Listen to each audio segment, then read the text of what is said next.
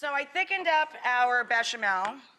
Now we're going to stir in our shredded Gruyere cheese and melt that in.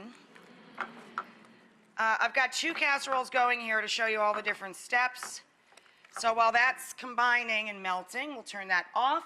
So you whisk until it thickens, then you stir with a spatula or wooden spoon to combine the Gruyere cheese.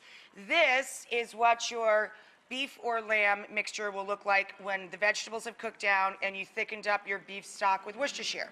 So you're going to take the skillet full of meat and gravy and veg, transfer it over to your favorite casserole dish. Boom. Wow, that's a heavy baby.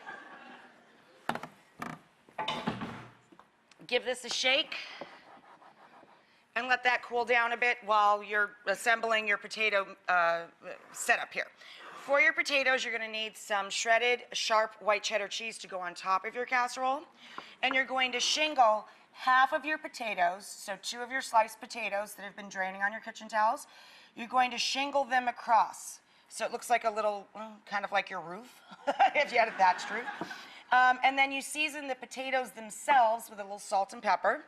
And then you're going to take half of your cheese sauce and slather that, sort of like, I don't know, the mortar. Mortar's not exactly a food descriptive word that one would normally, whatever. And then you shingle another layer of potato right on top. So you're making 2 layers of scalloped potatoes on top of ground meat and gravy, and I'm just saying it's not a bad thing. Now, if you want to do this as a make-ahead meal, of course, this is the point that you stop. Bring it back to room temperature, take the chill off, heat your oven to 375, and then bake this until the top is nice and brown and bubbly and golden. When you take it out of the oven, just let it sit and settle for a few minutes before you cut into it. And once you get this second layer of cheese sauce on top, add the cheddar cheese to the Gruyere cheese so it becomes a 2-cheese scalloped potato. This is our kind of a mashup of scalloped potatoes or potatoes au gratin on top of a ground meat shepherd's pie. I recommend to let it set a few minutes, of course, to cut, as in any large deep dish casserole. I used a nice sharp knife just to get a clean cut.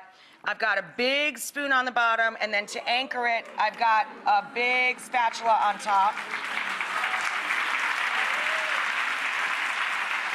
And go back in to get any of the meat that's got separated from the scalloped potatoes. But honestly, I think people are gonna freak out for that. It's really delicious. Now, if you have a ceramic, pretty family dish and you're taking it to a guest or to a party or something, and you don't want to leave it, I mean, you're a guest, but you don't want to give them away your dish. This is a really cool product that we just found here at our show. I think it's adorable, it's reusable, and everybody makes their casseroles that they take to parties in these little tin trays. Well, this thing is called Fancy Pans, P-A-N-Z. Hilarious.